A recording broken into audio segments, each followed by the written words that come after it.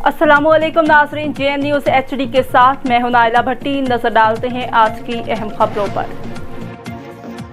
कराची मलीर से नवाज सरगानी की रिपोर्ट के मुताबिक उम्मत मुस्लिमा फ़लस्तीन के साथ इस तरह खड़ी है जिस तरह इसराइल के साथ मुस्लिम दुश्मन कुव्वतें खड़ी हुई हैं।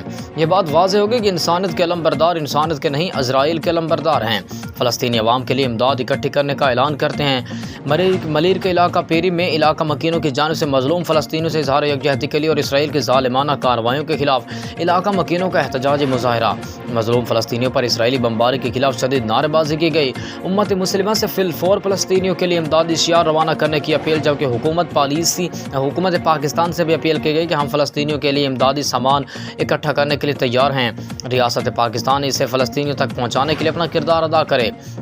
जबकि मुजाहिरीन से खिताब करते हुए ज़ाकिर हुसैन चांडियों का मज़ीद कहना था कि तमाम उम्मत मुस्लिमों को फ़लस्तीनियों की हिमायत में इस तरह खड़ा होना चाहिए कि जिस तरह मुस्लिम दुश्मन कुव्वतों ने इसराइल के साथ खड़ा होने का ऐलान किया है।